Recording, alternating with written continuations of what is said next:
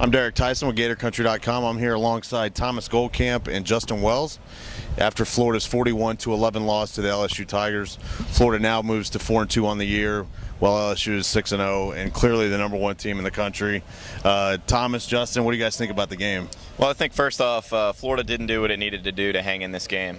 Coming in with a freshman quarterback, Jacoby Brissett, what Florida had to do was get off to a good start, even if they're not scoring points right away.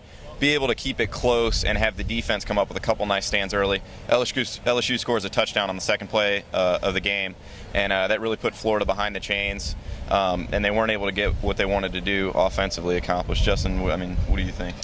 Well, yeah, the problem was, again, as we saw last week, Florida couldn't establish the run early, and they went very conservative, as you might expect with a freshman quarterback coming into LSU, number one ranked team in the country, and you know, it just got worse from there. The defense had issues stopping the LSU offense. As we saw on the very first series, it was only 2 plays. LSU's had a two-play drive to start on their first touchdown. On the first play, which was a running play, we saw the UF defensive line get blown 3 yards off the ball, and on the second play, which was the touchdown pass to Randall, no pressure at all whatsoever. So again, that was the big problem. Both sides of football just couldn't get anything established early, and LSU capitalized on it. Right, and I think that was one of the key things. We thought coming in that maybe LSU was a little bit quicker, especially along the defensive line, and maybe not quite as physical as Alabama was. But like you said, I mean, the first 2 plays, it looked like they were playing Alabama again, the way they were just getting blown off the ball. Yeah, well, the worst thing that could have happened for Florida was to go down early with your freshman quarterback on the road, and they went down 14-0 like it was that, and so it kind of put Florida in an awkward position. You're trying to establish a running game, but you're down by 14, and it felt like Florida could just never get a rhythm on offense. They were playing, like you said, Justin, very conservative and not really trying to do too much. They did take a couple shots down the field, kind of when the game was out of hand, really. So they tried to claw back in a little bit, but obviously this is a tough situation for Florida. They're 2 losses in a row to 2 big physical teams. They got their work cut out for them, and they go on the road again next week to Auburn. So go ahead. Looking ahead, John Brantley, Muschamp said, will likely be out for the Auburn game. How do you guys evaluate how Jacoby Brissett played today, and what Florida will try to do going forward? Well, I think with Jacoby Brissett, he's got the deep ball in his arsenal. He obviously can throw the deep ball very well, and that's the same thing with Driscoll. Both of those guys can obviously get the ball down the field in a hurry. The key is going to be that they get a little more sharp in the short to intermediate passing game. And obviously, if they can do that, then Brissett can be a little bit more of a factor. I think we talked about it a little bit in the press box. Why not take a shot down the field early with Brissett, just to open things up a little bit? And when they did start doing that later in the game, they had some success with it. Now, obviously, Brissett also threw two interceptions, but those almost worked as punts. And with the way that Florida was moving the football, that wasn't such a bad thing over the course of the game. So that's something I want to see next week. Don't be so conservative. You got a freshman quarterback.